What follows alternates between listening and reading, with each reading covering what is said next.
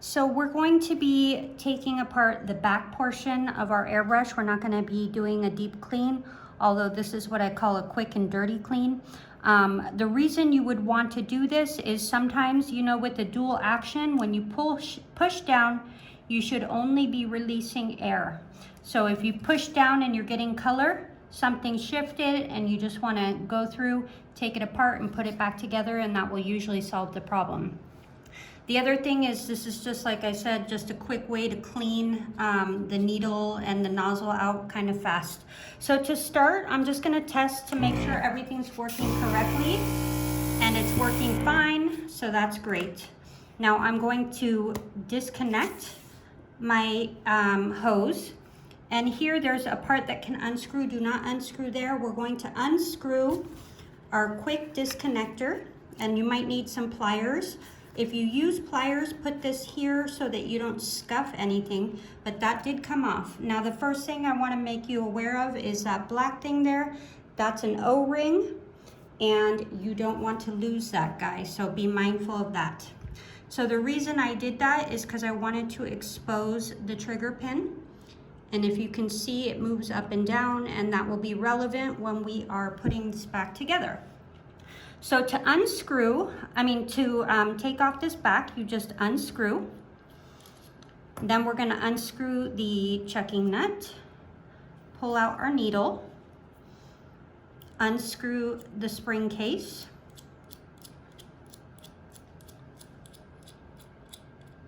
that might take a while. Here's our spring, here's our chucking assembly, and our trigger. Okay, so now this back portion is completely disassembled. Now to put it back together, can you guys see this tiny little notch right there? Okay, so that notch wants to point towards our body, so the grooves are anti-slip, so that should be common sense. Now if you look inside there, there's the hole that we want to put this little trigger into. So sometimes in the beginning it takes a few tries to get that in there, but I've gotten pretty good at it, and I can usually get it pretty quickly now. And there it is. Now, this is why I had you unscrew the quick disconnector, just to see that trigger pin moving. So our trigger is in place. Next, we're going to go for the chucking assembly. Now, if we try to insert this like this, you're not going to be able to get it in. So we just want to tilt it, and we're going to go in, and as we go in, we're pushing this piece down.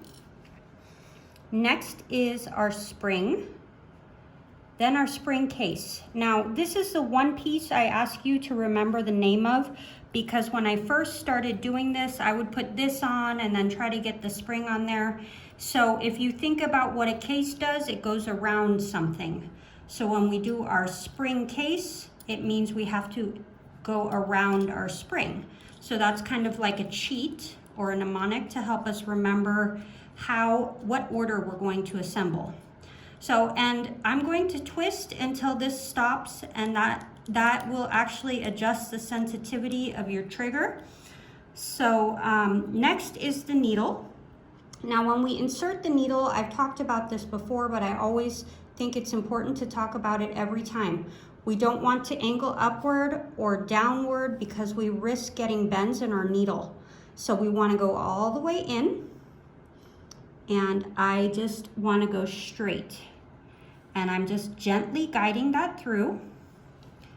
And if you're unsure if it's in there properly, you can unscrew the crown cap. You might need your pliers here, and that's totally fine. Okay, that doesn't want to come off.